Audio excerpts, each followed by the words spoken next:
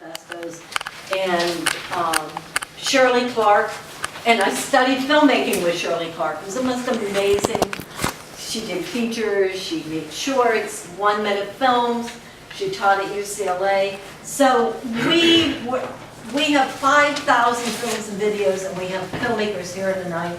Lili White, Ed English is here, Jackie Renault, and we're going to tell you about her show coming up. Margot Needleman. Who else is a filmmaker? So when we were evicted out of the Clock Tower Gallery, we had a big email list, and a benefactor, Charles S. Cohen, owns 25 million acres of primetime property, real estate, and he contacted us and said, I have a home for you. And he gave us money to do a gut renovation, $100,000, and I've never done a gut renovation before. I got an architect, I got a contractor, and here we are for 5 years.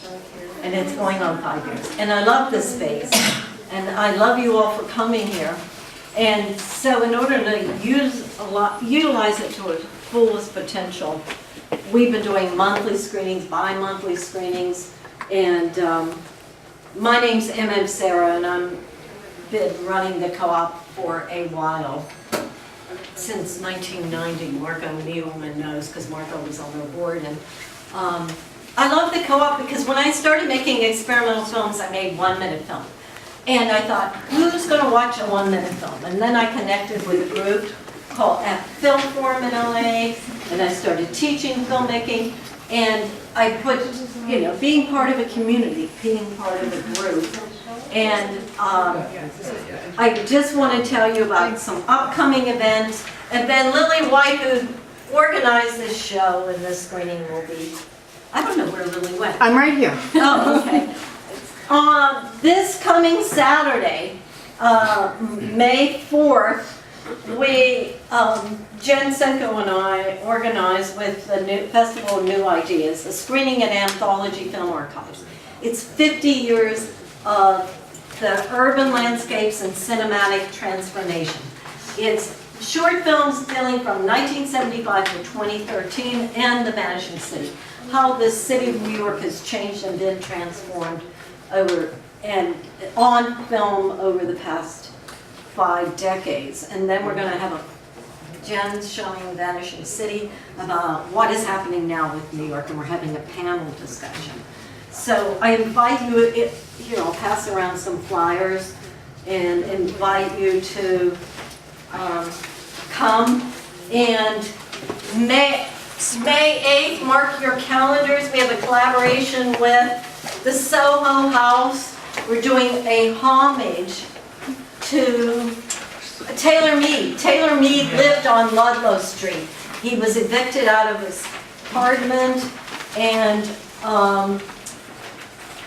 he's 88 years old and left New York City. But we distribute his films. I love Taylor Mead, and when they said we could go into the raw space, bring our projectors, and Joel Schlemowitz, Bradley Arrows, and I are going to create an island of sound and homage to Taylor Mead. That's May 8th. 139 Ludlow.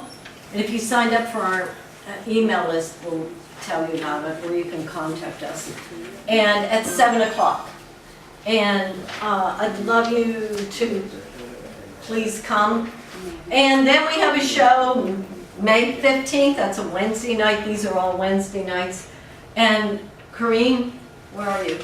It's a show for Jackie Renault, and it's going to be in person. Oh, come, Corinne's going to tell you about it because she's organizing it. So on Wednesday the 15th, we're going to be showing Jackie Renault's great films, at least one of them, Du Fois, which was made in '68, and is just a really amazing and I think revolutionary film, so I hope you can come out to that. And it's going to be Q&A in person with Corinne and Jackie. And there's Jackie. All right, thank you. Do you want to say a few words, Jackie? So rare film, I must say that it's funny because I was in and the workshop was honoring journalist makers, and someone said, "Oh, you know, I found a film on the internet." I said, "What do you mean?" "Yeah, I bought it. It's 16 millimeter." I said, "What? It's only 2 print of 16 millimeter." I bought it for $4. So I buy it for 5. No, but I mean, it's a rare print because actually the film was shot in 35 millimeter. And I did a reduction of the 16. You're going to show the beautiful Digital transfer. Yeah, because it's like difficult to explain that it's rare to have 35 millimeter and then reduced to video and you know, digital. So yeah, I'm proud that she could show it on 15. And I'll be there. Okay. Oh, Don't forget that. pictures. That's great. Everyone all That's great.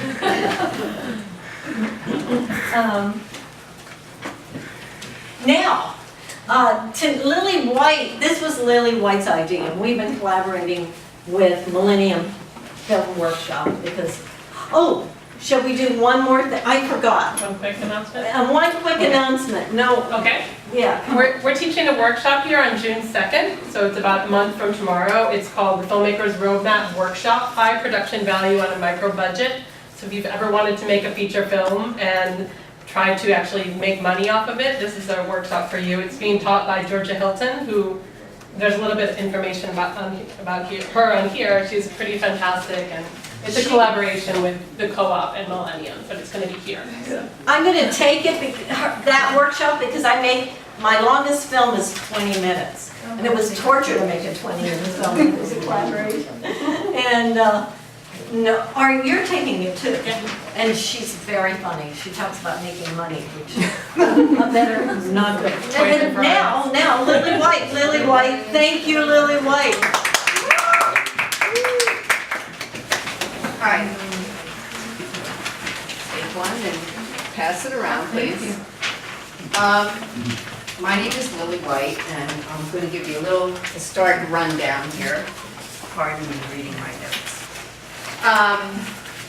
I myself grew up in Philadelphia, and I studied painting. And at the same time I made paintings, I made Super 8 movies. And I would screen them in art galleries around town. And during that era, I went to the Times Square show where I met Colleen Fitzgibbon. Colleen is the featured filmmaker this year at the Women's Experimental Film Festival that I organized called Another Experiment by Women Film Festival. So I met Colleen there, and she invited my friend and I to show our work in this show. She is a very generous person. So at that time, I continued to make Super 8, but when the computer came out with its editing program, I used that to replace the whole concept of optical printing. And I showed my films to Ben Haim, who was a professor at NYU at that time. And he said, "You know what you should do? You should go down to the film co-op and meet Emma and Serra and donate your film and become a member." And I said, "But Ben, it's video. It's not film." And he said, "It doesn't matter. It's doesn't the matter. cinematic image." So I went down and I met MM, and I started going to some of the screenings that she would have around town. And I still remember one that I really loved with Tessa Hughes, Freeland. That was wonderful. That was absolutely An anthology? wonderful. No, it was at a bookstore in Soho, I think. Oh. Maybe. I try Maybe. to keep these certain you're organized and keep all your flyers. So After a couple of years, you forget.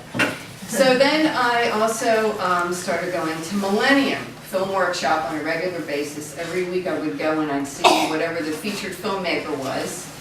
And eventually I created enough work and showed it to Howard, and he gave me a show. And I was thrilled to death because when I had been studying painting and making Super 8, I actually ran across the very first edition of the Millennium Film Journal. And that turned me on to what experimental filmmaking Just was. 1 second. Carolee Schneemann just came in. Hi. Hi, hello, everybody, hi. Let me get a picture. And at the same time, Deren Smekis and Amos Vogel were going all around the country trying to educate people to what experimental film is. So I had been exposed to that. And when I went to Millennium, I met a lot of other filmmakers, like Rie, who I loved her work because her work has a tie-in with her fine art work, which you'll see tonight. And I loved her concept of the bow, the Japanese bow. I also met Jane Public, who screened his work, and AKA Joey Huertas, totally blew the audience's mind. We didn't know, I'm not kidding, if we were coming or going with that, when that show came out. And who else? I also met Amy Greenfield and Serra Puccill. Serra lives in England. And they were very happy to be a part of this tonight as a fundraiser for the Film Co-op. Because as we know, Millennium and the Film Co-op are undergoing hard times with the grants being cut and rents going up and just general change in society. It's very tough. So I think it's important that artists stick together and they actually talk to each other face to face about their work. Nothing can replace that. No email, no television, but she would also do some screenings in public at Two Boots Theater, before that became defunct, and also at Anthology. And at that time, Barney Oldfield saw her doing this, and he offered her a slot during the New Filmmakers Night to promote women's experimental film. So what ended up happening was Victoria ended up moving upstate, and I decided, hey, well, why not have a women's experimental film festival? And that's how another Experiment by Women film festival started. And we get a lot of people from Europe, and when they're screened, they actually come over here and like see their work in a theater. They think it's like thrilling. We had a panel discussion at Millennium in 2011, and they all were saying that there is nothing like this in Europe that they can find. So this is a very democratic idea, and it should be pursued and supported, and that's what we're trying to do here tonight. And I met Dariya through the screenings of another Experiment by Women, and what we try to do is, if your film is solid, we want to show it. You don't need to make a body of work, but you need to have a really strong piece of work. And hopefully you'll grow and grow and grow. Thanks, So that's it. Lili White. Thanks a lot. Thank you for coming, and thank you for supporting And I'm thrilled you're all here. And Carolee, do you want to sit up front? No, can I take a bus? So, it's an hour program, and when Lili said she wanted to do a program for the co-op, she said she wanted to include a film of mine. And I said, well, here's how it works. You know, I run the film co-op. I thought, well, the film showed in the New York Film Festival. She said, I have to look at it and decide if I'm going to show it. So she looked at it and decided to include it in the program. It is called Bitch Beauty. It's a portrait of Anne Hanavan, and I was interested in Anne because she's a personal friend of mine. But it's a time that she was a street junkie whore and a prostitute for 10 years, and living on the streets of New York. And She has transformed her life and is president of the board of directors for the Film Co-op for 5 years. And she has a band called Transgender Jesus and is organized, or do you know the band? No. It's an amazing band. So I hope you enjoy the show. Thanks. All right, The theme that I tried to aim for in curating these works was that it's like about essential energy. So I think each piece builds on itself. We're going to start with my film from when I first joined the Film Co-op in 1996. So thank you for coming again.